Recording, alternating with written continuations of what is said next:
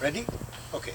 Now I want to show you how to use the camera. It's a little bit bigger camera, okay, but that's our first model. We're going to make it smaller. You're going to place it now on a Kirby helmet.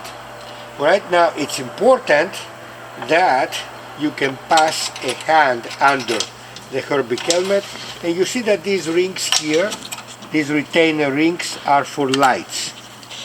There is an ideal positioning for this camera because the lights are very important for the quality of your video. So you will put your lights symmetrically around the camera.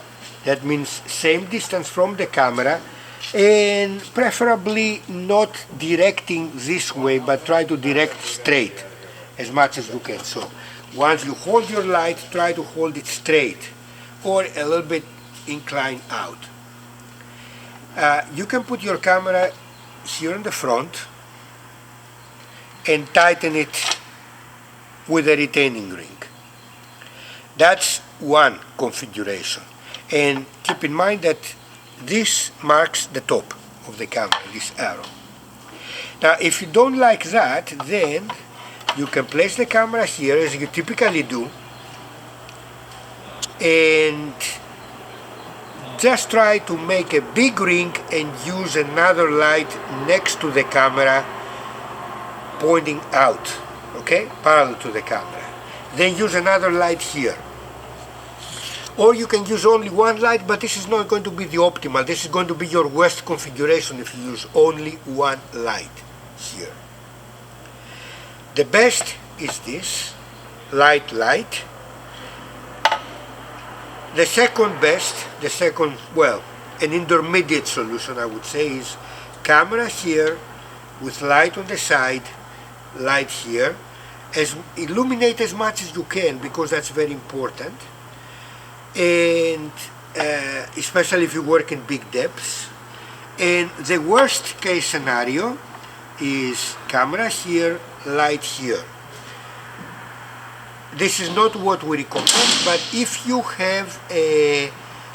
don't work on very very turbid water, then this is a possible situation that can work as well and quite nicely. Now if you do this, then expect on the clarified video to see some lines, straight lines or a little bit curved lines. This is basically from the way the light moves inside the turbidity. And of course, because our programmable software is very sensitive, you will be seeing these like cross lines from top to bottom. That's why we recommend two lights. The last tip, in front of your lights use a diffuser, and a diffuser is basically a white cover.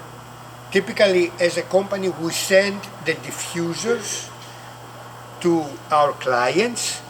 They are self-adhesive and you place them in front of your light, and in this case when you have the diffuser you create a uniform illumination field that actually gives you a much better result, a much better experience. It reduces the strength of your lights, but still gives you a very good result and avoids those straight lines. Last thing, use lights with some strength. Don't use lights that are very small, like 1000 lumens. If you are in very turbid water, won't do you much. If you are closer to the surface, this camera is very sensitive and you can even power off your lights and you can still have a very good visual result in the clarified video. Your original video may look a little bit darker, but your clarified will look brighter and you will see very easily shapes and lines. If you have more questions, feel free to talk to us. We always are there to support you and your operations. Thank you very much.